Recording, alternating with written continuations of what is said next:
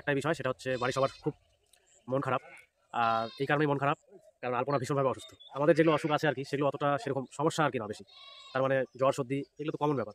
কিন্তু ওর যে USG report করিয়েছিলাম, সেই রিপোর্টটাতে তো তোমাদের এসেছিল হচ্ছে ওর গল ব্লাডারে স্টোন। তো সেটা ঠিক আছে। আর পরে আবার আমরা ব্লাড টেস্ট করিয়েছিলাম, ওই ডাক্তারই লিখে দিয়েছিল, কিন্তু তখন হয়নি। হ্যাঁ তুমি বললে না যে রক্তের রিপোর্টটা পরে আসবে। হ্যাঁ, তার মানে ওই একসঙ্গে সেদিনই করেছিলাম। তোমাদের তো বলেছিলাম যে ব্লাড রিপোর্ট আমরা করিয়েছি, ডাক্তার লিখে দিয়েছিলেন ডক্টর সঞ্জয় দত্ত। তো ব্লাডের রিপোর্টটা খুব খারাপ এসছে, খুবই খারাপ, বেশিরভাগই খারাপ এসছে। তার মানে ব্লাডের মেন রিপোর্ট সেটা হচ্ছে লিভার গ্রেড 1 ফ্যাটি। আর যেটা এসছে সেটা হচ্ছে জন্ডিস এসছে, যেহেতু ওর অনেকে বলছে আর কি, ডাক্তারও বলছেন যে ওর যেহেতু স্টোন আছে সেই জন্য জন্ডিস দেখাচ্ছে, হালকা জন্ডিস। আমরা লাইভে এসেছিলাম, ওখানে বলেছিলাম, অনেকে বন্ধুরা কমেন্ট করে বলেছে। আর আরেকটা যেটা মেন সমস্যা সেটা হচ্ছে রক্তাল্পতা, মানে ওর শরীরে রক্তের অভাব। হিমোগ্লোবিন 6.5 আর ব্লাড ওর যে গ্রুপ সেটা হচ্ছে ও নেগেটিভ। এর আগে ওর অপারেশন যখন হয়েছিল, টিউমার অপারেশন হয়েছিল, তোমরা অনেকে জানো না, তখন অনেকদিন আগে, তাই না? এখন থেকে প্রায় 4 বছর আগে হয়েছিল। হ্যাঁ। তো সেই এখানে ধরা পড়ছিল না অসুখটা।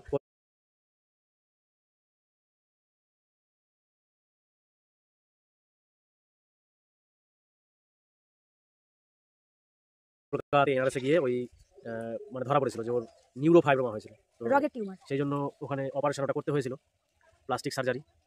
না প্লাস্টিক সার্জারি করিনি আমরা, যাই হোক আমার মনে হচ্ছে না, করতে বলেছিল কিন্তু করিনি। আর খুব সেন্সিটিভ আর কি জায়গায় অপারেশন হয়েছিল, ইউটেরাস টিউমার ছিল। আর এখন যেটা ওর সমস্যা সেটা হচ্ছে রক্তে হিমোগ্লোবিনের পরিমাণটা খুবই কম, 6.5। আমরা ডাক্তারবাবুকে বললাম, ডাক্তারবাবু বললো যত ঘাবড়ানোর কিছু না, শারীরিক সমস্যার জন্য অনেক সময় রক্ত কমে যায় শরীরে ঠিকঠাক খাওয়া দাওয়া, ঠিকঠাক ফল খেতে হবে, মানে যেগুলো ফল খেতে বলেছে, যেমন বেদানা খুব করে খেতে বলেছে, আর খেতে বলেছে হচ্ছে বিট, আর সেই সঙ্গে খেতে বলেছে মোচা, থোর, কলা, মানে ফল বেশি বেশি করে খেতে বলেছে। তাহলে বলছে যে 2-3 মাসের মধ্যে মোটামুটি 8, 9 উপরে চলে আসবে। আর কিছু ওষুধ দিয়েছে, সেগুলো ওষুধ চলছে ওর, এখনো ওর বই ভাবটা যায়নি, মাঝে মাঝে হঠাৎ করে একদিন করে বই ভাব করছে। আর অনেকে আমার বন্ধু বান্ধবরা বলছে যে গল ব্লাডারের স্টোন নাকি গলে না, মানে ওটা গলে বের হওয়ার রাস্তা নেই। কিন্তু ডাক্তারবাবু বললেন যে গলে যাবে, কোনো অসুবিধা নেই, তোমরা 3 মাস ওষুধ খাও, 3 মাস পরে আবার চেক আপ হবে, সেই চেক আপে আবার দেখতে পারবা যে গলেছে কিনা বা অতখানি আছে। তো সেই বিশ্বাস নিয়ে আমরা ওর ওষুধ খাওয়াচ্ছি।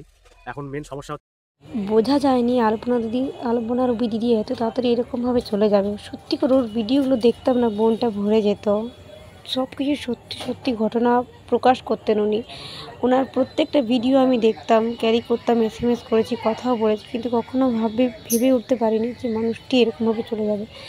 সত্যি করে আজকে আমি আছি, কালকে আমিও না থাকতে পারি, কিন্তু খুবই খারাপ লাগছে দিদির কথা ভেবে পরে।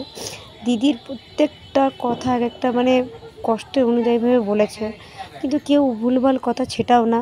এত কম বয়সে দিদিভাই চলে যাবে, কখনো দাদা ভাই চেষ্টা করেছেন, খুবই কম বয়স ছিল ওনার। কেউ ভুলভাল তো পৃথিবী ছেড়ে চলে যাবে, কিন্তু তুমি যেখানে থাকো দিদি ভালো থেকো, খুবই চেষ্টা করে কামনাই তোমার জীবনটাকে ভালো করার জন্য, কিন্তু খুবই ভালো থাকবে। অনেক কষ্ট পেয়েছেন শ্রীকৃষ্ণর কাছে। আমি খবরটা জানতাম না, কিন্তু যখনই খবরটা শুনতে পেলাম এবং দেখছি দাদা দিদি নিজেরা কথা বলছে, খুবই শক পেলাম, খুবই আতঙ্কিত হয়ে গেলাম, মনটা স্তব্ধ হয়ে গেল, কেঁদে তুমি ভালো থেকো, যেখানে থেকো। থলির মধ্যে পাথর হয়েছিল, তোমরা তো সবাই জানো। আমরা এর আগে হোমিওপ্যাথি ওষুধ খাওয়ালাম, আমরা মনে করলাম কি ডাক্তারবাবু বললো যে হোমিওপ্যাথি ওষুধ খেলেই ভালো হয়ে যাবে, আমি পাথর বের করে দেবো। খেতে দেখছি যে বের হলো কিনা, আমরা আবার পরীক্ষা করলাম। না ওই যে বন্ধুরা কমেন্ট করলো না, অনেক বন্ধুরা কমেন্ট করে বললো যে তোমরা হোমিওপ্যাথি ওষুধ খাও না, একবারে অপারেশন করে নাও, নাহলে এই পাথর কোনোদিনও জীবনে ভালো হবে না। আর নানান কথা শুনে আমরা মনে করছি না আর একবার পরীক্ষা করে দেখা যাক, পাথরটা কেমন খারাপ হয়ে যাচ্ছে, আরো দিনকার দিন শরীর খারাপ হয়ে যাচ্ছে, বিছানায় পড়ে যাচ্ছে, কাজ করতে পারছে না, খেতে পারছে না, শুতে পারছে না, এরকম। তখন আমরা পরীক্ষা করে দেখলাম পাথর বড় হয়ে গেছে, আর থামা যাবে না। এখন হোমিওপ্যাথি ডাক্তার বাদ দিয়ে এখন এলোপ্যাথি ডাক্তার, আরেকটা হোমিওপ্যাথি ডাক্তারের কাছে গেলাম। আরেকটা হোমিওপ্যাথি ডাক্তারের কাছে গেলাম, অঞ্জলি বক্সি দেখে বললো যে এই পাথর অপারেশন করতেই হবে, আমি বের করতে পারবো না, কেননা বেশি হয়ে গেছে ফুলে গেছে আর বড় হয়ে গেছে পাথর, ওই জন্য চারিধারে লাগিয়ে আছে পাথরগুলো, হবে না, এটা বের করা যাবে না, তোমরা অপারেশন করে নাও। এখন আমরা ডাক্তার দেখাচ্ছি গঙ্গারামপুর নার্সিংহোমে। আরেকটা ডাক্তার দেখাচ্ছিলাম সঞ্জয় দত্ত, যাবে নার্সিংহোমে ভর্তি হবে। শিলিগুড়ির ডাক্তার এটা রাজেশ গোয়েল, শিলিগুড়ির ডাক্তার রাজেশ গোয়েল ওই দেখিচ্ছে। এখানে আমার হাবলানি দিদা, এখানে আমার একটা মামি আছে, ওর টিউমার হয়েছিল, ওই টিউমার অপারেশন করছে রাজেশ গোয়েল, ওই গঙ্গারামপুর সুস্পর্শ নার্সিংহোমে, গঙ্গারামপুর সুস্পর্শ নার্সিংহোমে তো অপারেশন করছে। ওই জন্য আমরা বলেছি যে ওখানে আমরাও করবো, ওখানে বলে খুব ভালো ডাক্তার, ভালো আছে, তার মধ্যে সুযোগ সুবিধা ভালো আছে। আবার কিন্তু মানুষের আবার ওই যে কি কার্ড, স্বাস্থ্যসাথী কার্ড দিয়ে বলে ছাড় পাওয়া যায়। আবার একটাই দুশ্চিন্তা, বাড়ির মানুষের থাকতে দেবে না। আমি কি করবো, আমার তো চিন্তা হচ্ছে থাকতে দিবে না, যদি থাকতে দিত তাহলে আমিও ওখানে থাকতাম, দেখাশোনা করতাম কি হচ্ছে না হচ্ছে। তো ওরাই বলে দেখাশোনা করবে, তো দেখা যাক, আজকে রক্ত তো দিতে যাবে, রক্ত দিতে যায় কেমন দেখাশোনা করছে ওরা, আমরা আগে দেখি। আর রক্তটা আমার প্রথমে যখন পরীক্ষা করি তখন 6.5 ছিল, আর তারপরে যখন পাথর বড় হয়ে গেল তখন রক্ত কমে ক্ষয় হয়ে গেছে। এখন রক্ত কমে গেছে, জন্ডিস রক্ত হচ্ছে, কি হচ্ছে না হচ্ছে, এখন তো রুগী বিছনা পড়ে গেছে, এখন অপারেশন করাই লাগবে। আমরা আজকে আর ডাক্তারের জন্য প্রথমে বললো কি যে 2 মাস ধরে রক্ত হোক, তারপরে তোর অপারেশন করবো। তখন ভুগা বলছে কি যে ডাক্তারের কাছে ভুগা আবার বললো যে আমাদের রক্ত ম্যানেজ করা আছে, আমরা দেরি করবো না। আর যতদিন ধরে পাথরটা নাকি থাকবে ততদিন আমি খাটতে পারবো না, উঠতে পারবো না, বিছানায় পড়েছি, এখন কিছু কাজ করি না আমার অপারেশন। আর একটুও হাঁটতে পারি না, একটু হাঁটলেই পায়ে পায়ে বের লাগে, মাথা ঘুরে পড়ে যায়। আর বমি হয় প্রতিদিন। হ্যাঁ, খাওয়া যায় না কিছু। তখন ওই ডাক্তার বললো যে তোমাদের রক্ত তাহলে ম্যানেজ যখন আছে তাহলে ভর্তি করে দাও। ওই জন্য আজকে যাবো ভর্তি হতে। আজকে মঙ্গলবার, মঙ্গলবার বুধবার ভর্তি রাখবে, রক্ত দিবে, তারপর বৃহস্পতিবার ছুটি, তারপর শনিবারে আবার ভর্তি নেবে, তখন অপারেশন করবে। তার জন্য বন্ধুদের জানালাম, সকাল সকাল জানানোর জন্য চলে আসলাম তোমাদের সামনে। ভিডিও করিনি, এতদিন তো আমরা ভিডিও করিনি, আর এখনো আর ভিডিও করবো না, যতদিন সুস্থ না হবে ততদিন আর ভিডিও দিতে পারবো না। তো তোমরা সবাই ভালো থাকো, সবাই আশীর্বাদ করো, আলপনা তাড়াতাড়ি ভালো হয়ে আসুক, আমরা যেন আবার ভিডিও দিতে পারি। কৃষ্ণের কাছে সবাই কামনা করো, আমরা আলপনা তাড়াতাড়ি সুস্থ হয়ে। পরিমাণ 6, তো 6% রক্ত দিয়ে তো কোনোদিন মাইক্রো সার্জারি হোক যতই, তবুও করা যাবে না, কেননা তাদের রিস্ক হয়ে যেতে পারে। যেহেতু রক্ত নেই, মোটামুটি 8 লাগবেই রক্ত। তারপরে তখন আমি সুস্পষ্ট নার্সিংহোমে ভর্তি হয়ে গেলাম।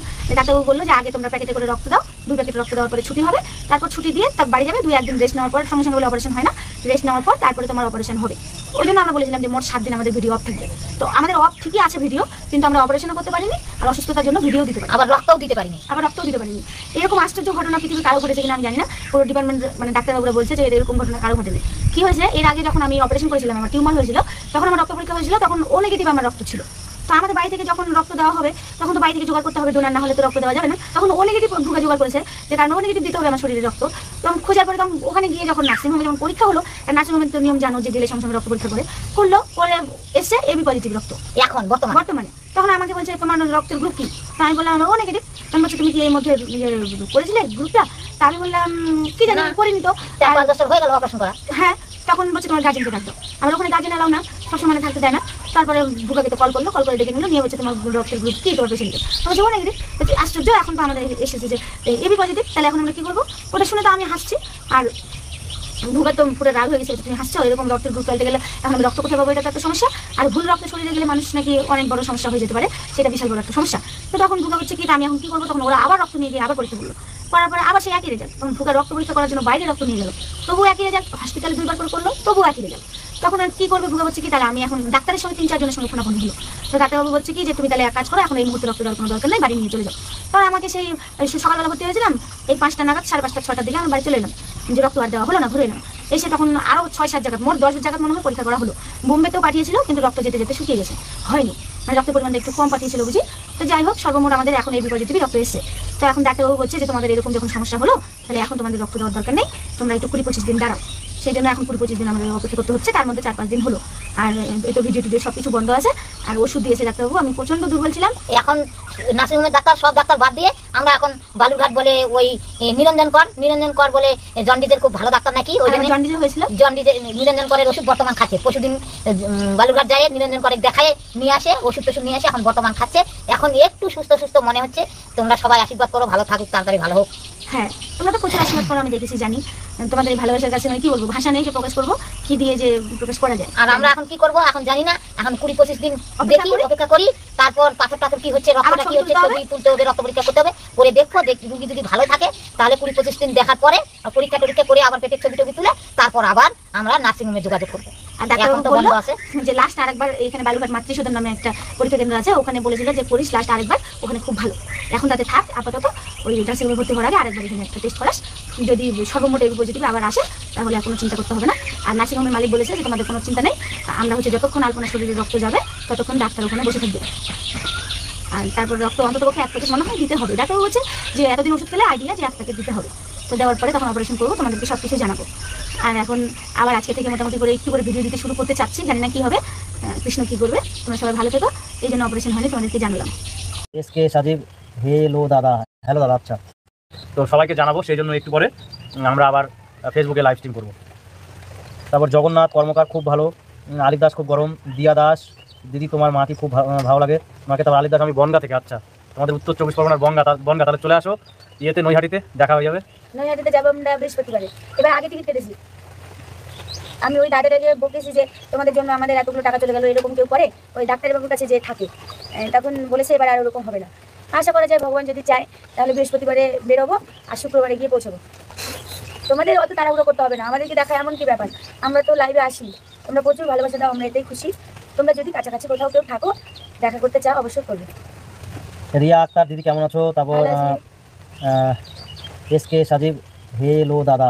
আচ্ছা মুন্নি দত্ত বিয়ে বাড়িতে, হ্যাঁ আচ্ছা বিয়ে বাড়িতে। আমি বুঝতে পেরেছি, কারণ নার্সিংহোমে যদি হতো তাহলে তো বলতে যে নার্সিংহোমে দেখা হয়েছিল। Sima Biswas how are you, we like your video very much. আচ্ছা তারপর Thank you. তপতি মণ্ডল আমি তোমাদের ভিডিও দেখি। তানিয়া অ্যাঞ্জেল তোমাদের সাথে দেখা করার খুব ইচ্ছে। চলে এসো না তারপর বাড়িতে। উর্মিলা মজুমদার আমাদের নবদ্বীপে কবে আসবা? আসবো, নবদ্বীপে। ঠান্ডার সময় যাবো, দুর্গাপূজা কালী পূজার সময় যাবো। এবার আমি যাবো না, ওই এর আগে দুর্গাপূজা কালী পূজা গিয়ে আমি দুর্গাপূজার মজা হয়নি বাইরে। তারপর সিওডি দুর্গাপূজা বাইরে থাকলে মজা হয়, যাবোই না এবার দুর্গাপূজায়, যেতে বলি। সিওডি কোড নাকি আন্দামানে বৃষ্টি হচ্ছে? আচ্ছা আন্দামানে তো বৃষ্টি হবেই। আমি বাইরে কোনোদিন যাইনি, ওগুলো সম্বন্ধে তো ধারণা নেই।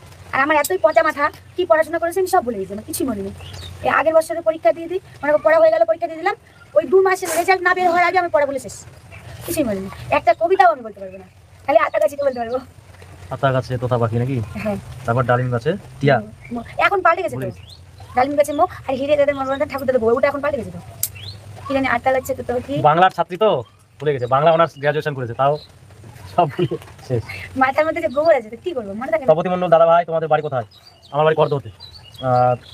তারপর হচ্ছে তানিয়া অ্যাঞ্জেল তোমাদের সাথে দেখা করার খুব ইচ্ছা। আচ্ছা চলে এসো। তারপর আর J S R with village life, আপনি ভালো আছেন? কেটা আপনি না আপনি দুজনে ভালো আছে। দুজনেই অসুস্থ, আমার জ্বর সর্দি খুব। শরীর থাকলে অসুখ হবে, অত ভ্যান ভ্যান করলে হয় নাকি? ভালোই আছে কৃষ্ণ দয়ায়, একটু একটু জ্বর হয়েছে ভুগার, মানে আজকে একটু, কালকে খুব বেশি হয়েছিল, জলপটি দিতে হয়েছে লাস্টে রাত্রিবেলাতে। ওষুধ খেয়েও জ্বর পালাচ্ছে না, কেন যে কি জানে। সকালে আবার অন্য ডাক্তারের কাছ থেকে ওষুধ নিয়ে আসবো, তারপর ঠিক আছে। এমনি সাজিব ইসলাম দাদা ঠাকুমা কোথায়? আমাদের বাংলাদেশে একবার ঘুরতে এসো, বাংলাদেশে ঘুরতে যাবো। আমি যাবোই বাংলাদেশে একবার না একবার। যাবো, আমরা সুস্থ হলে ভাবছি অনেক জায়গায় যাবো, অনেক লোকের সঙ্গে, তোমাদের আর সঙ্গে সুস্থ হলে না, বিশেষ করে আগে একটু যারা আমাদের ভিডিও দেখো রেগুলার, সবার সঙ্গে দেখা করবো, আমাদের আশেপাশের ডিস্ট্রিক্টে সবার সঙ্গে আমরা দেখা করি। তোমরা যেমন আমাদেরকে ভালোবাসো, আমরা প্রচন্ড ভালোবাসি, মনে হয় একটু দেখা করি, কারণ তোমরা আমাদের পরম পরিবার, আত্মীয় সব। তারপর সাবিহা আলী দাদা আমার ছেলে 7 বছর মাসিমার ফ্যান। আচ্ছা তারপর স্যামসাং পাঠিয়ে দাও। Samsung F04। আচ্ছা তোমার এখন আর শাশুড়ি চলে না, কোথায়? ওই মোবাইলটা পচে গেছে, নাম চেঞ্জ করো, ওপো দিয়ে দাও এখন। বিভূতি হরে কৃষ্ণ। হরে কৃষ্ণ। আচ্ছা তারপর ভালো আছি। সঞ্জিদা আক্তার, খালি ঘুম ধরেছে, ভাইয়া আপনার মা ঘুমাচ্ছে তো? খালি ঘুম ধরেছে। ওটা আপনার মা না, এটা তারপর- শাশুড়ি। ইবনে জাহিদ বুড়ি চশমা লাগাইছে ওমা, তো বলছে যে আমি চশমা একটা কথা লাগালে বলি, দেখবো কেমনে? দেখতে পাই না। লাইভে তোমাদের সঙ্গে কিছু কথা শেয়ার করবো বলে এসেছি। তোমরা তো জানোই আলপনা তো ভীষণ অসুস্থ, আর এই জন্য আমরা লাইভ ভিডিও করতে পারিনি, এতই অসুস্থ ছিল, মানে ব্যস্ত ছিলাম আমরা। কোনো ভিডিও হয়নি, আর- প্রতিদিন ডাক্তারের বাড়ি আর নার্সিংহোম। আর যেগুলো আমরা শর্ট ভিডিও তৈরি করি সেগুলো হয়নি। আর কী কী আমাদের সমস্যার মধ্যে দিয়ে ফেস করতে হয়েছে সেগুলো তোমাদের আমি বলছি, আলপনা গল্প করবে। গত 3 মাস থেকে মানুষ মনে করবে যে ওরা এই, অনেকেই আর কি বলে যে এই অসুস্থ হয়েছে তো ওই অসুস্থ নিয়ে চলছে, আর কিন্তু কত টাকা রোজগার করবে এরকম বলে। মানে প্রকৃত ঘটনাটা মানুষ কিন্তু জানে না। আমি কিন্তু যা হয়েছে আমি আমরা কিছু যদি বলিনি, ওরকম মনে করতাম এখন তাহলে কিছু বলিনি। তাহলে প্রতিদিন লাইভ বা ভিডিও যেভাবে হোক দিতে পারতাম, কিন্তু দিতে পারিনি, বাড়িতে প্রচন্ড সমস্যা হয়েছিল। আমি বললাম ভিডিও করা ওরা করবেই না, বলছি তুমি আগে ভালো হও তারপর করবে। তো এবার ঘটনাটা একটু বলো, তাহলে বুঝতে পারবে। ঘটনাটা হচ্ছে, শরীর কেমন আছে লিখেছেন অঞ্জনা দাস। শরীর এখন ভালো আছে মোটামুটি। এখন গত ঝামেলা 3 মাস আগে ওর শরীরের এই যে গাঁটে গাঁটে যেগুলো ভিড়া আছে, এই গাঁটে গাঁটে ব্যথা হয়েছিল, ঠিক আছে? ব্যথাটা ঠিক হচ্ছে না, ঠিক হচ্ছে না, 1 দিন 2 দিন 3 দিন ঠিক হচ্ছে না। তারপর আমরা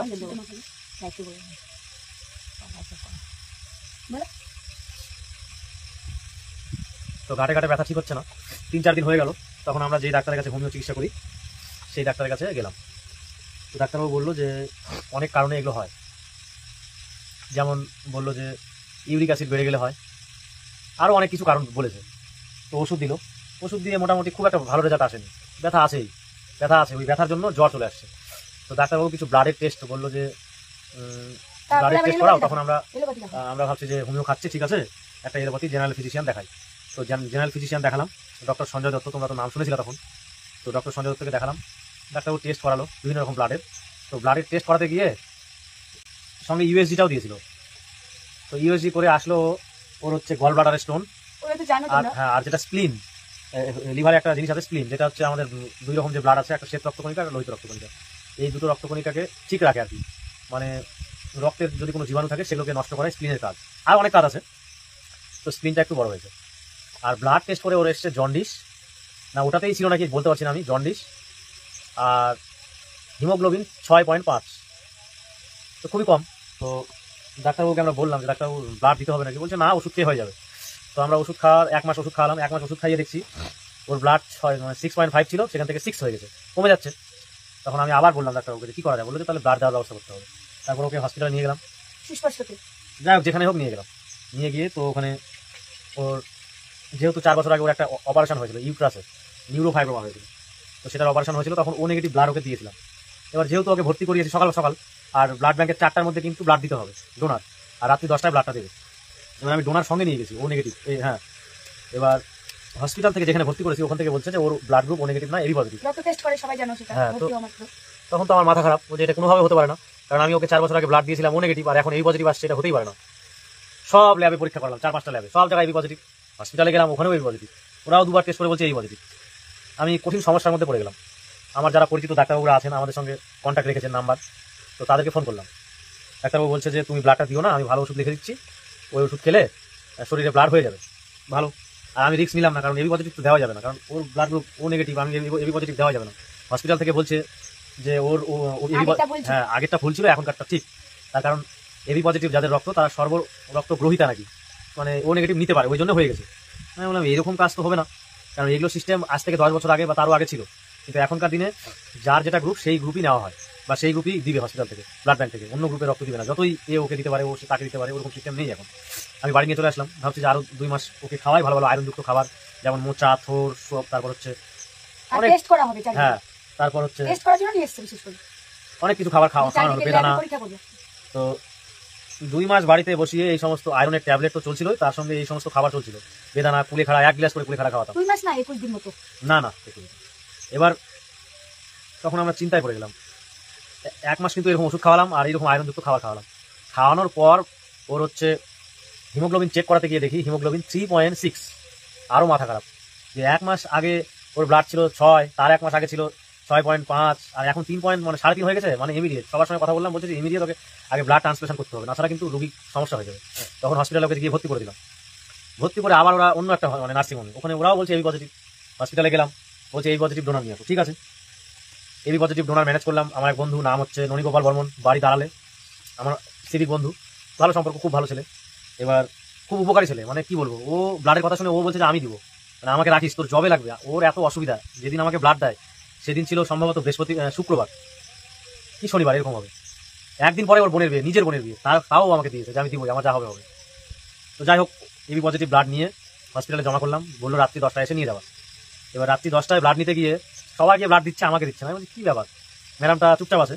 তখন যে ম্যাডামটা ব্লাড চেক করে, তাছাড়া হসপিটালের ডক্টররাও আছেন, বলছেন যে তোমার ব্লাডটা 8 রকমের পরীক্ষা করে বের হয়েছে, ও নেগেটিভই হয় তোমার ওয়াইফের।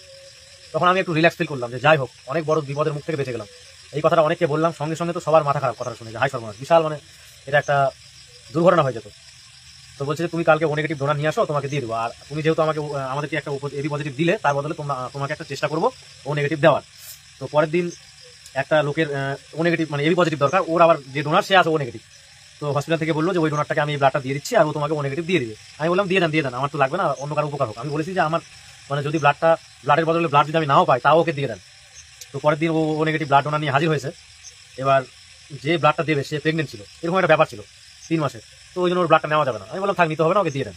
তো যাই হোক, হসপিটাল থেকে ওকে দিয়ে দিয়েছে, আর আমি ও নেগেটিভ ডোনার নিয়ে হসপিটালে দিয়ে দিলাম 10টা না 1টার দিকে। তারপর হ্যাঁ, এবার আমাকে বললো তুমি রাত্রি 10টার সময় এসে ব্লাডটা নিয়ে যাবা।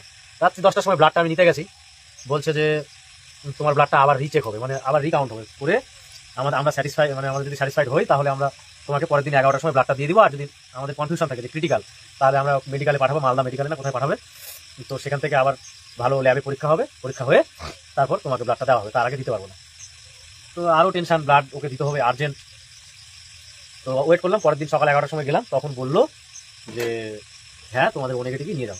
তখন নিয়ে এসে ওকে ব্লাডটা দেওয়া হয়েছে। 3টে ব্লাড দেওয়া হয়েছে, 4টে দেওয়ার কথা ছিল। যিনি আমাদের মানে ওকে দেখছিলেন যে ডাক্তারবাবু, উনি বললেন যে নাম জানি না, কি জানি রাউট স্যার নাকি বলছে। তো 3টে ব্লাড দেওয়া হয়েছে, 3টে ব্লাড দিয়ে ওর হিমোগ্লোবিন 3 থেকে 7.7 কি 8-এর কাছাকাছি এরকম হয়েছে। আর কলকাতায় নিয়ে যাবো, ব্যারাকপুর নৈহাটিতে ডক্টর এইচ এস পাঠককে দেখাবো। তো উনি নেই, আগামী সোমবারে আসবেন। তারপর ওই জন্য আমরা টিকিটটা নষ্ট করে দিয়ে আবার টিকিট কেটে ফেলেছি অলরেডি। দিয়ে তৎকালে কাটতে যাবে, প্রিমিয়াম তৎকালে কেটেছিলাম, আমাদের আর্জেন্ট যেতে হবে, ফালতু আমাদের অতগুলো টাকা নষ্ট হয়েছে। তো আমরা আগামী বৃহস্পতিবারে যাবো, ওখানে গিয়েও প্রতিদিনই লাইভ করবো, তোমাদের সঙ্গে যুক্ত থাকবো, আমরা কি করছি কি হলো এবার মাকে নিয়ে যাবো, সবকিছু জানাবো তোমাদের। এদিন তো মাকে নিয়ে নি, ভাবলাম ক্যান্সেল হয়ে গেল যখন, এবার নিয়ে যাবো। আর আবার অনেকে বলছো যে ওর কি হয়েছে, আর একটা কথা বলি, সবাই একটা করে লাইক করবা ভিডিওতে, আর পারলে তোমাদের টাইম লাইনে শেয়ার করে দিও, না পারলে কোনো ব্যাপার না। আর নইলে বড় মা আছে, ওখানে মানসিক করেছে গুগা, ওই বড় মার কাছে মানসিক করে নাকি সবকিছু পূর্ণ হয়, তাই আমি বলছি মাকে নিয়ে যাই, তাই দেখতে পাবে। আর এবার আমি একটা কমেন্টের উত্তর দিই। মোহন কুমার লিখেছো, দাদা বৌদির কি সমস্যা? ওর হিমোগ্লোবিন কম, WBC শরীরে বেড়ে যাচ্ছে। রক্ত হ্যাঁ, শুকিয়ে এক যাচ্ছে, নাম্বার। প্রত্যেকদিন শুকিয়ে যাচ্ছে। 2 নাম্বার কারণ হচ্ছে স্প্লিন বড় হয়েছে, 3 নাম্বার হচ্ছে গলব্লাডারে পাথর আছে, তারপর হচ্ছে কি বলবো, তারপর আরো কনফিউশন আছে জন্ডিস আমাদের, আছে। জন্ডিস আছে। তারপরেও ডাক্তারবাবু বলছে যে থ্যালাসামিয়া হতে পারে, সি টাইপ থ্যালাসামিয়া, হয়েছে মানে বিটা না, কে সি টাইপ। বলেছে? ডাক্তারবাবু বলেছেন যে সি টাইপ থ্যালাসামিয়া, কোনো ব্যাপার না, নর্মাল জীবন যেমন করতে পারবে, খালি একটু চেকআপের মধ্যে থাকতে হবে।